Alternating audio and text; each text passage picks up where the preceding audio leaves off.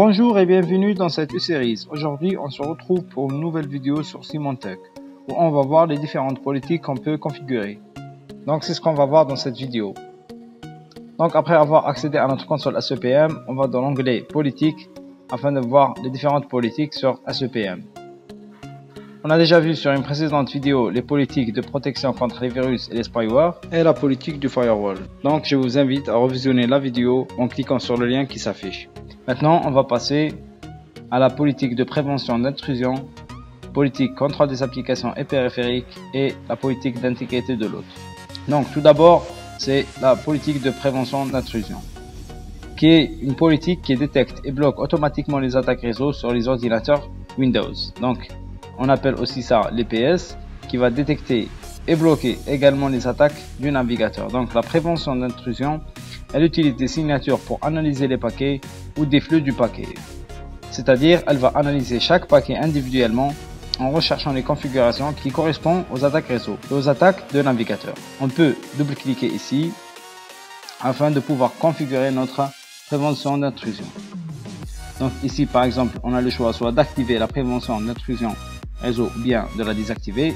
Donc c'est conseillé de laisser les configurations par défaut, mais après on a le choix de décider soit de l'activer ou bien de la désactiver, ou bien par exemple on peut activer pour certains ordinateurs. Donc si on coche ici activer les autres exclus, ensuite on va sur autres exclus, on va pouvoir ajouter un ordinateur qu'on va exclure de cette politique.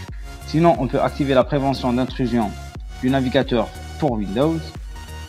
Et aussi, on peut consigner les détections, mais ne pas verrouiller. C'est-à-dire, si c'est une option en plus, si on veut l'activer ou pas. Après, on a le choix de faire une exception, c'est-à-dire, on peut sélectionner les signatures qui devraient avoir des falsifications de détection différentes du comportement spécifique conseillé par Symantec. Donc ici, on peut ajouter évidemment des exceptions. Donc, c'est les différents nombres de signatures. On peut choisir quelques-uns pour les mettre en exception. Donc c'était tout pour la politique de prévention d'intrusion. On va passer maintenant à l'autre politique qui est la politique de contrôle des applications et des périphériques. Donc dans cette politique, on va voir comment on peut contrôler des applications et aussi des périphériques. Donc il y a deux parties, c'est-à-dire une fois entré sur cette politique, on a la partie des contrôles des applications et ensuite la partie contrôle des périphériques. Donc, par rapport au contrôle des applications, donc c'est un contrôle qui limite le rôle d'une application et des ressources système qu'elle peut utiliser. Donc, le contrôle des applications a plusieurs objectifs. Interdire aux malwares de pirater les applications, empêcher les sorties involontaires de données confidentielles de l'entreprise et déterminer les applications qui s'exécutent. Donc, on peut voir par défaut les différentes règles qui sont déjà créées. Donc, ici, par exemple, on voit bien que l'accès au autorun est bien bloqué. Donc, on peut valider par là. Et on peut défiler comme ça afin de voir les différentes règles qui sont déjà créées. On peut choisir quelques-uns. Donc, sinon, on a le choix d'ajouter deux nouvelles règles. Donc, on clique sur ajouter. Ici, c'est activer cette règle. On vient bien qu'elle est activée. Donc, c'est cette règle qui va définir le processus de contrôle par Symantec Endpoint Protection afin de détecter des tentatives spécifiques à des conditions de règle. C'est-à-dire, on va sur ajouter. Ici, on a ajouté une condition ou bien ajouter une règle. Donc, là, on va aller sur une condition. Ensuite, on va choisir, est-ce qu'on va choisir tentative d'accès au registre, tentative d'accès au fichier et au dossier, tentative de lancement de processus, tentative d'arrêt de processus, etc., etc. Donc, ça, c'est comment on peut ajouter une condition. Sinon, sur cette partie-là, on va voir comment on peut appliquer cette règle au processus suivant. Donc ici, si on veut appliquer cette règle, on va aller sur ajouter. On va utiliser la recherche du caractère générique. Donc ici, on va donner le nom de processus à mettre en correspondance. Donc le nom inclut des variables d'environnement caractère générique et des clés de registre. Donc ici, on a la partie où on va appliquer cette règle au certain processus. Et ici, à ne pas appliquer cette règle au certain processus. Donc, on peut ajouter ce qu'on veut ici. Donc, c'est configurable. Donc, ça, c'était comment on peut ajouter une nouvelle règle. Mais sinon, ce qui est conseillé, c'est de laisser ces règles-là par défaut Donc tout y est, on a le choix soit d'activer ou bien de désactiver. Donc c'est assez suffisant, ces règles-là par défaut.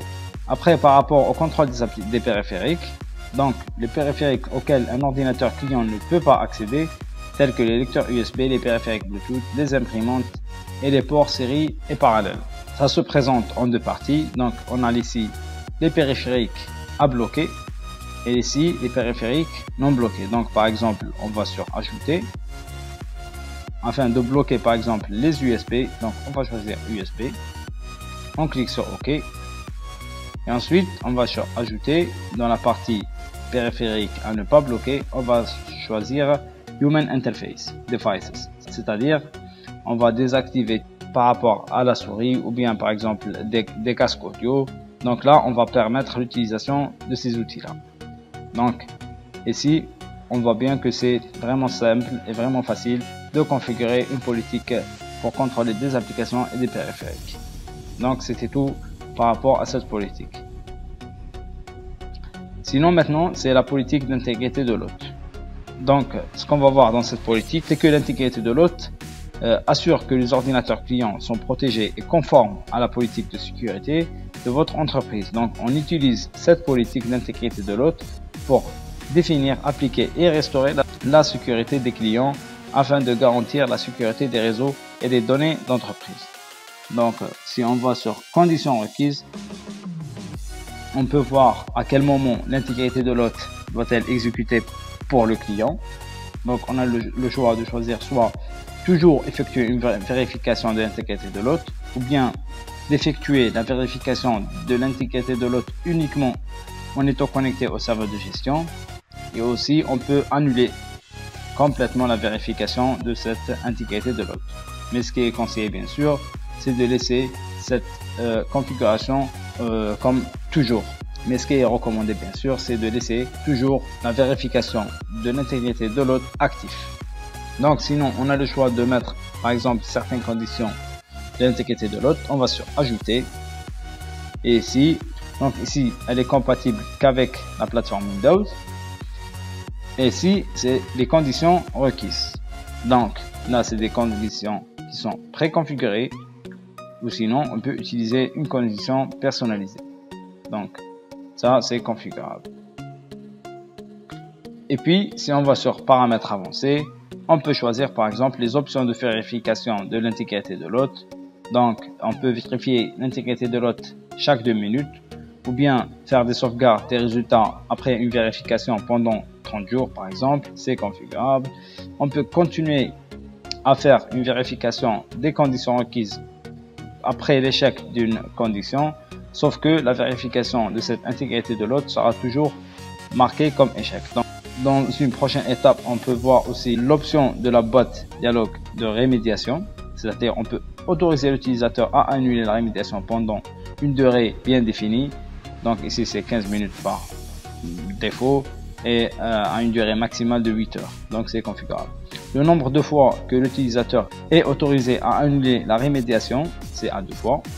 Donc c'est configurable aussi. Et ici on peut par exemple définir un texte supplémentaire où on va mettre par exemple un message pour un certain utilisateur qui ne doivent pas annuler cette rémédiation ou bien juste un message d'avertissement. Et par rapport aux notifications bien sûr, on peut afficher la consignation détaillée de l'intégrité de l'hôte. On peut afficher un message de notification lorsqu'une vérification de l'intégrité de l'hôte échoue. On peut définir un texte supplémentaire aussi.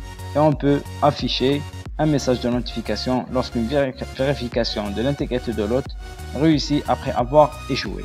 Donc on peut, c'est-à-dire avoir des notifications sur notre politique, est-ce qu'elle est bien exécutée ou bien y a-t-il des problèmes par rapport à ça. Donc c'était tout pour aujourd'hui, on se retrouve très prochainement pour d'autres vidéos sur Symantec. D'ici là, suivez-nous sur les réseaux sociaux et à bientôt.